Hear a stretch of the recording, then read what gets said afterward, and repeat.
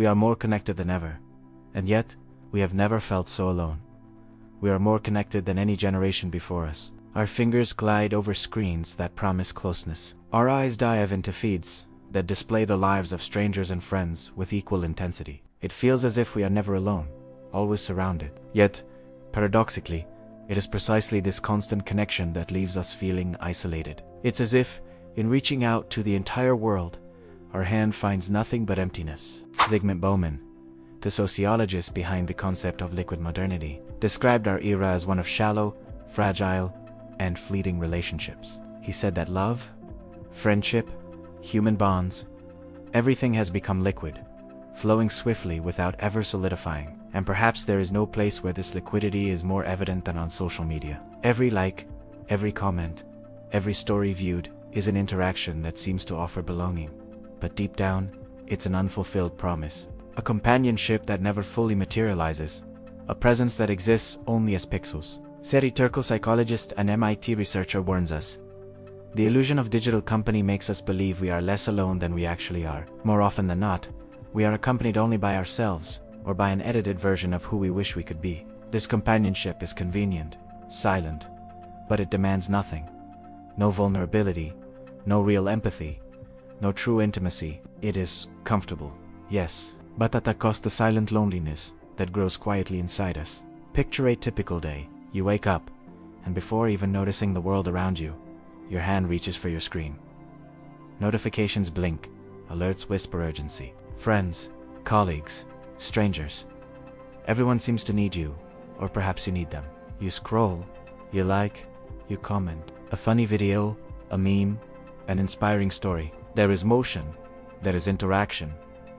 But is there connection? Ask yourself. When was the last time you looked at someone and truly felt seen in their gaze? When was the last time you felt recognized? Not through digital metrics, but through the genuine presence of another human being. This is the essence of the paradox. The more connected we are, the more we realize how alone we truly feel. And loneliness is not merely the absence of people. It is the absence of meaning, of presence, of depth. We can be surrounded by thousands of friends and still feel like we have no one to share our silence with. No one to share our doubts, our fear of simply existing. But this loneliness is not a flaw, nor a personal failing. It is an inevitable consequence of the way our modern interactions are designed. Every notification, every update, every endless feed is engineered to capture our attention, but not to nourish our souls. It's a constant invitation to look outward, to measure our worth by the approval of others, to replace real presence with virtual visibility. And yet, there is something almost poetic in this contradiction. The technology that distances us also offers unprecedented opportunities for introspection. Every moment of compulsive scrolling, every pang of digital emptiness, reflects something deeper within us. The need to connect, not just with others, but with ourselves. And so the question arises, both unsettling and liberating. If external connection leaves us feeling lonely, what kind of connection do we need to cultivate within? Here lies the modern irony. We are not only seeking closeness with others, we are seeking belonging, the sense of being recognized, of existing in a meaningful way. Yet technology, by offering a constantly filtered mirror of other people's lives, prevents us from looking inward. And the more we hide behind this mirror, the lonelier we become. Digital presence replaces real presence, and the paradox completes itself. We are surrounded, visible, connected, and yet utterly alone. For those who feel the weight of this loneliness, perhaps the first lesson is simple, yet difficult. To observe your own emptiness without fear. To recognize that the sense of disconnection is, paradoxically, a sign of awareness. It is the awareness that something within us desires more than likes and comments. It longs for authenticity, intimacy, presence. Every ignored notification, every close feed, is a quiet step toward that reconnection. Not with the world, but with ourselves. And this is where the questions arise. Questions without easy answers. Can we truly find meaning in digital relationships? Or are these connections merely shadows of what we seek? If modern loneliness is collective, perhaps reconnection must be too. But consciously, intentionally, deliberately, the choice is not between being connected or disconnected. It is between connection that nourishes us and connection that consumes us. So, as we close this reflection, here is a provocation. If we are surrounded by people all the time, and yet we feel alone. Perhaps loneliness does not exist out there. Perhaps it resides within us. And acknowledging it is the first step toward breaking the paradox. It is about looking at the digital world not as an escape, but as a mirror. And perhaps, by understanding the nature of this mirror, we can finally begin to see and to find ourselves. If digital connection leaves us lonelier, what do our online masks reveal about who we truly are? If in the previous chapter we explored how digital connection isolates us, now we must examine the face we present in this virtual world. Philosopher Carl Jung taught us about the persona, the social mask we wear to engage with the world. In real life, this mask can be adaptive, even necessary. On social media, however, it becomes a permanent performance. Every post, every photo, every comment is carefully curated, designed to convey an image of success, happiness, and belonging. Yet the more we craft this persona, the further we drift from our true self. We live in an era where value is measured in invisible metrics. Likes, followers, comments, these metrics create a silent pattern of approval.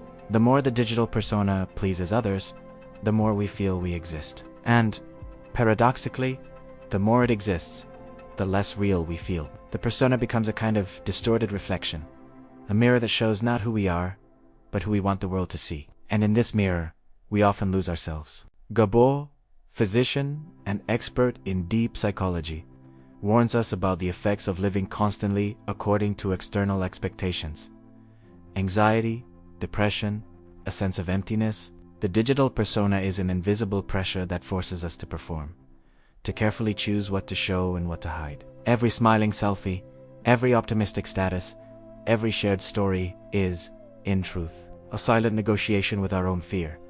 Fear of rejection, fear of not being enough, fear of not existing in the eyes of others. Think about it.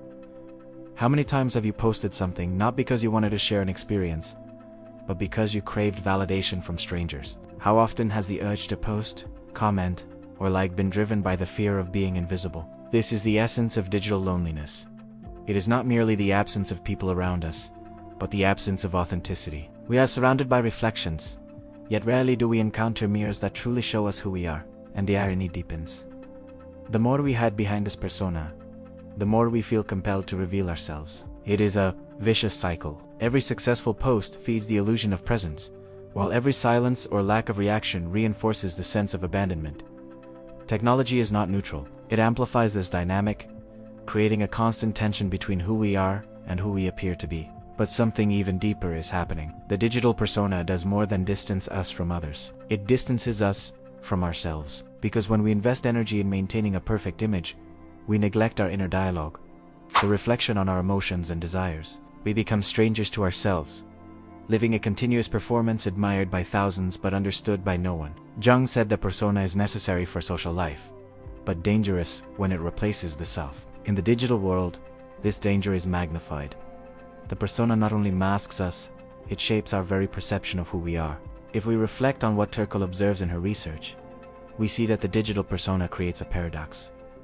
We are visible to everyone, yet invisible to those who truly matter, including ourselves. We may receive compliments and likes, feel the fleeting effect of belonging, but at the end of the day, when the screen goes dark, we are left with silence, carrying the same loneliness that drove us to seek connection in the first place. The digital mirror returns a bright image, but it is empty, and what we see reflected is not life, but representation. It is at this point that the paradox of the persona becomes an opportunity. By recognizing the mask, we can begin to question it. We can realize that the image we present is only a fraction of who we are, and that the fear of rejection does not have to dictate our choices. Acknowledging the digital persona is, paradoxically, the first step toward authenticity. Because only when we look at the reflection without deceiving ourselves, can we begin to see what lies beneath, what truly matters. Our feelings, our vulnerability, our humanity. The question that arises is unsettling. If we spend so much time crafting images for the world, what part of us is being forgotten? And if the loneliness we feel in the digital crowd is not just about the absence of others, but about the absence of ourselves, this is the threshold that invites reflection. Between the persona we show and the self we hide, there exists a space of truth, but it takes courage to inhabit it. Here we arrive at a crucial point for modern life. Every action online is also an internal choice. Every post, every story, every interaction is an opportunity either to feed the illusion or to begin reconnecting with ourselves. The digital persona is not the enemy. It is a mirror that, if approached with awareness, can reveal what we try to conceal. The challenge is to learn to use this reflection, not to perform, but to see, and perhaps to begin to change. So, before we move forward, ask yourself, how much of your digital presence is truly you, and how much is just the mask you believe the world wants to see? And, more importantly, if that reflection is merely a shadow of your true self, how can you begin to find yourself within it? When all the masks fall, when the digital persona can no longer hide the truth, what remains is a silence, a void that cannot be filled with likes, comments, or followers. This emptiness is quiet, yet omnipresent. It is an echo of something that has always been within us, now manifesting with clarity.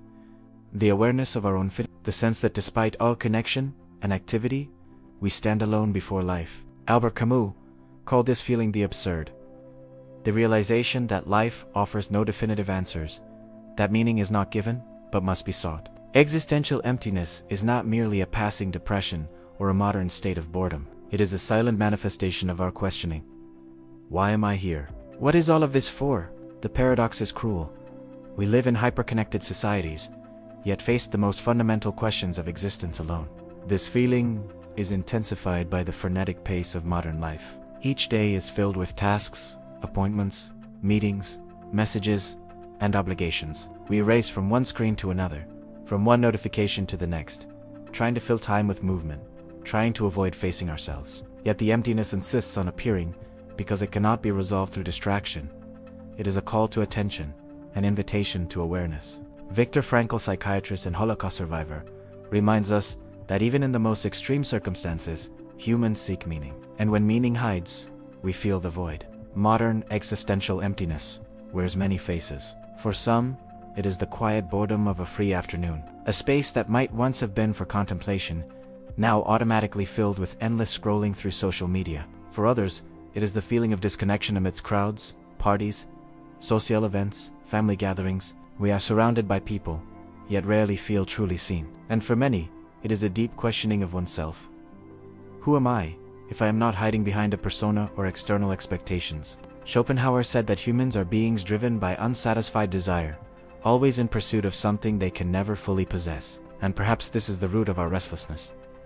It is not merely technology or social media that leaves us feeling empty. It is the human condition itself. The emptiness we feel in front of our screens is the same emptiness we feel in the face of life, the passing of time, our choices, and our mortality. It is a feeling that demands courage to confront. And yet, within this void lies a subtle, almost invisible possibility. It is a space where we can begin to ask ourselves, what truly matters? What can I create, feel, and share that holds meaning?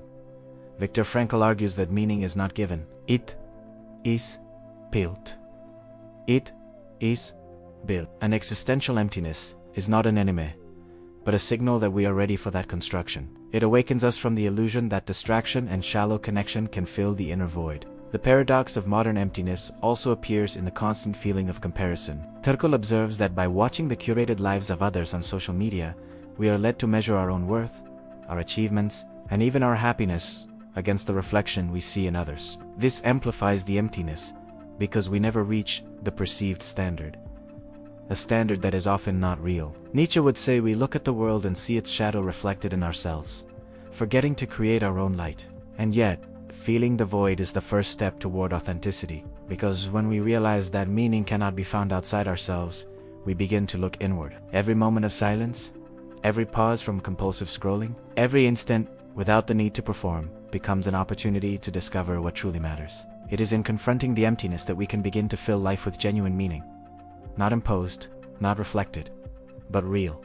Modern life offers us endless distractions, but few opportunities for depth.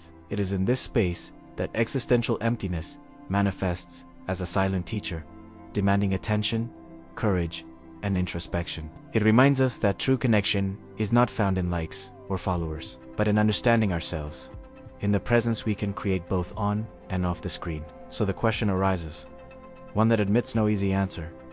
If digital loneliness awakens us to the awareness of this emptiness, are we ready to face it and seek meaning within ourselves? Or will we continue to fill the void with masks, images, and fleeting distractions, ignoring life is a silent call. We have just explored the existential emptiness that emerges when we confront ourselves. Now we must look outward, at the world that watches us, but also judges us. Social media does more than isolate us. It constantly places us under the invisible lens of comparison. Every photo, every story, every post becomes a silent measure of who we are, and who we wish we appear to be. Schopenhauer says that human desire is insatiable.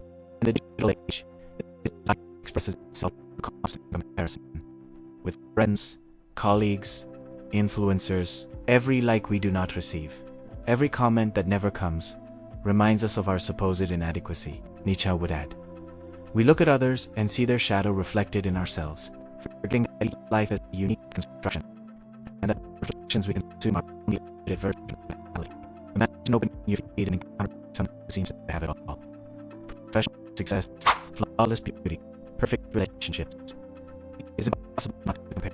But comparison is not only a mental act, it is emotional. It awakens insecurity, anxiety, the fear of not being enough. It is a silent pain, invisible to others, yet real to those who feel it. Digital loneliness deepens not only because of the absence of real connection, but because of the invisible judgment we internalize. And there is something even more insidious.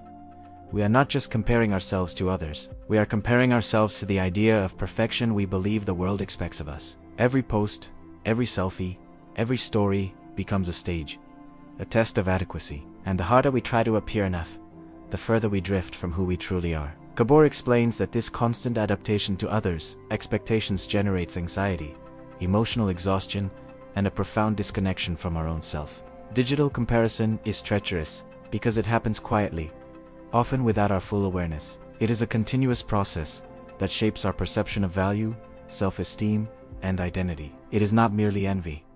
It is the internalization of external standards that can never be fully met. Every click, every like, every scroll serves as a reminder that we are measuring our lives by metrics that do not belong to us. And yet, we fall into this endless cycle, day after day, seeking validation in reflections that can never complete us. But invisible comparison does more than affect the present. It shapes our choices and behaviors. We decide what to post, what to share, even what to feel, based on the expectations of others. Kierkegaard spoke of the individual's anguish before the collective, the tension between the desire for authenticity and the pressure to conform. On social media, this anguish manifests in every digital decision.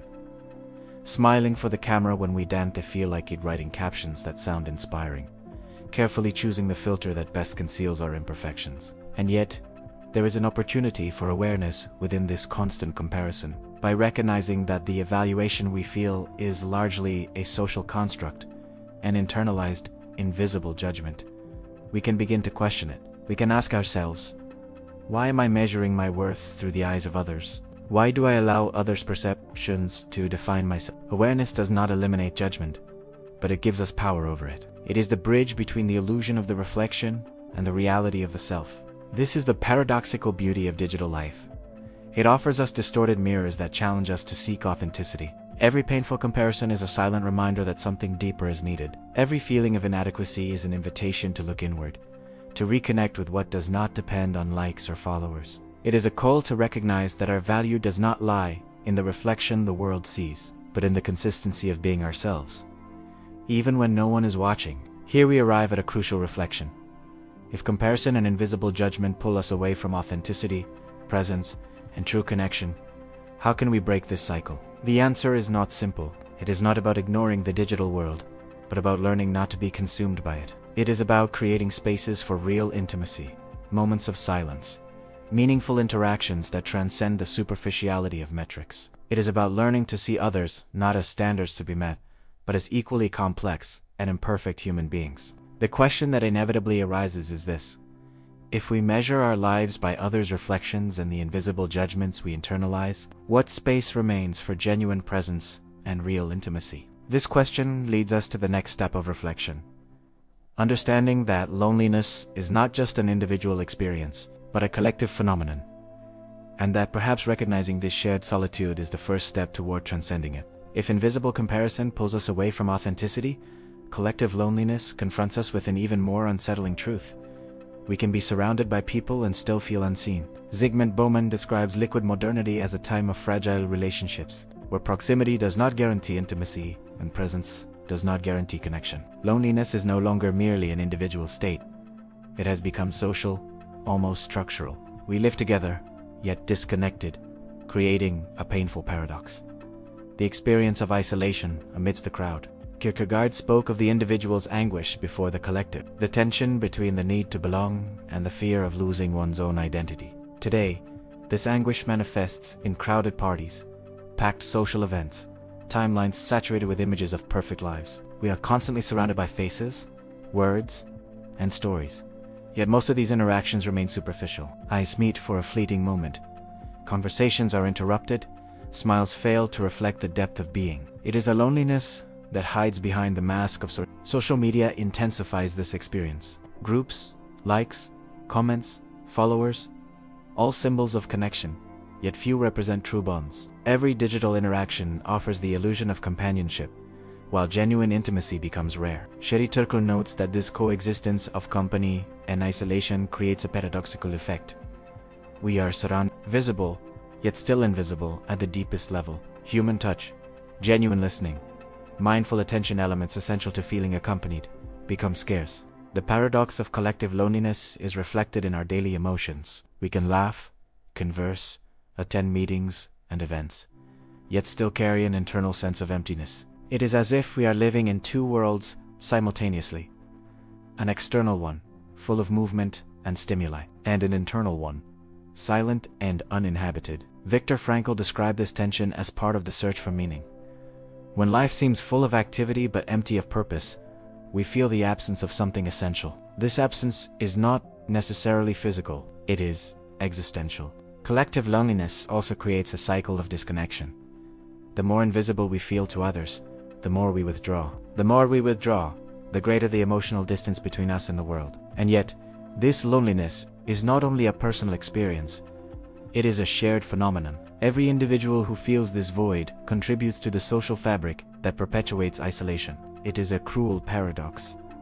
To feel seen, we must open ourselves. To open ourselves, we must feel safe, and safety seems scarce. Yet within this paradox lies a rare and precious opportunity. Recognizing that loneliness is collective also means recognizing that we are not alone in our experience. Every feeling of invisibility, every moment of disconnection, is shared by millions living the same silent tension. This awareness can be liberating.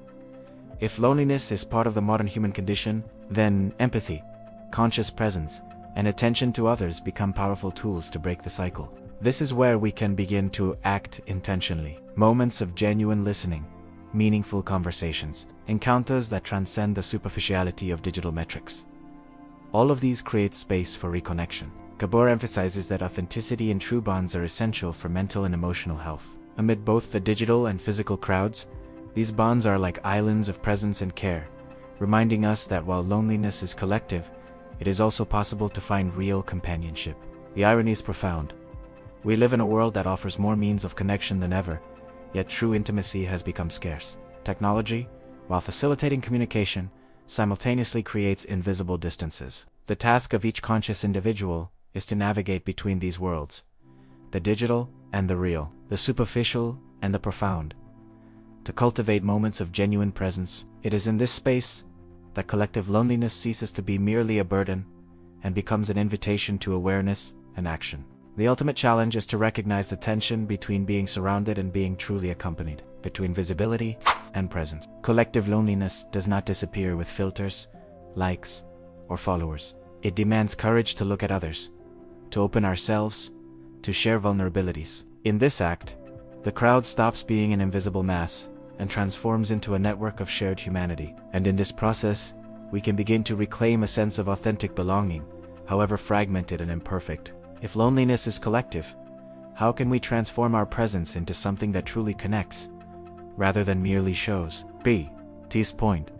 We have come to understand the paradoxes that inhabit the digital world. We are connected, yet lonely. Visible, yet invisible. Surrounded, yet isolated. The question now is, how can we respond to these paradoxes without falling into denial or resignation? How can we transform the digital experience and the loneliness it awakens into a path toward presence and authenticity. Viktor Frankl offers the first clue. Meaning is not given. It is built. Amid the absurdity of the modern world, existence becomes significant when we find purpose in our choices, even if those choices are small and silent. Authentic presence begins when we stop seeking external validation and start acting in accordance with what we feel is true for us. It is about looking inward and responding with awareness to the call of our own heart. Gabor emphasizes that authenticity is not about public exposure, nor about completely eliminating the social persona. It is, rather, about recognizing the masks we wear, noticing when we are performing, and deciding consciously when and how to reveal ourselves. Authentic presence requires courage.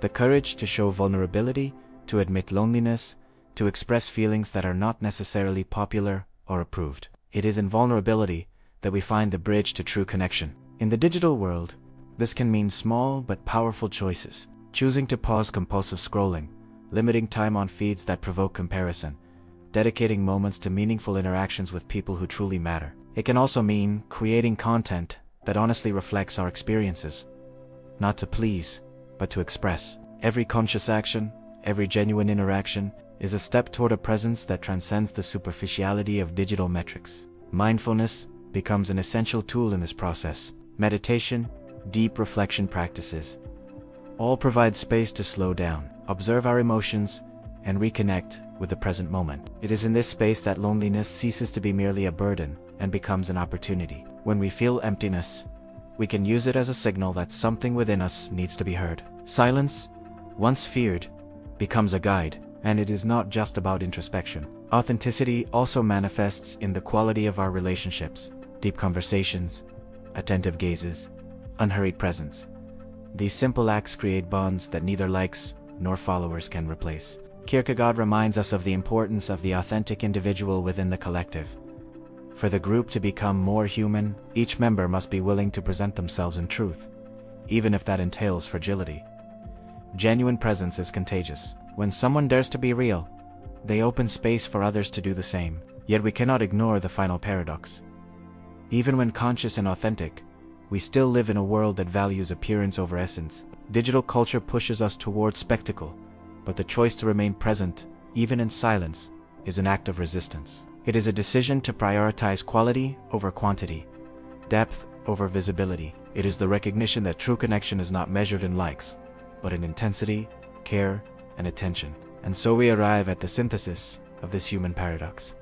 Digital and collective loneliness need not be only suffering. It can be an invitation to reconnection, to conscious presence, and to authenticity. Every moment of awareness, every deliberate action, every choice to be true, even in the face of a superficial world, builds a space of real humanity. It is in this space that we find the freedom to exist fully, without masks, without comparisons, without illusions. Therefore, if modern life pushes us toward isolation and performance, the answer is not to escape the digital world, but to learn to navigate it consciously. It is not to reject technology, but to choose how it impacts our minds, our emotions, and our bonds. It is not to deny loneliness, but to transform it into a tool for self-knowledge and growth. The paradox remains: connected yet alone, visible yet invisible. But how we respond to it defines our human experience. And reflecting on all of this, one final provocation emerges. Perhaps digital loneliness is not a flaw of the world, but a mirror that reflects not only emptiness, but also the opportunity to truly find ourselves. An invitation to decide what kind of connection we want to cultivate. Superficial or deep, fleeting or lasting, the mask or the self. If loneliness is the mirror of the digital world, what will you see when you finally look at yourself without fear? If you're questioning the world as I do, join me. This channel is for those who do not settle for easy answers. Subscribe and stay tuned for the next video.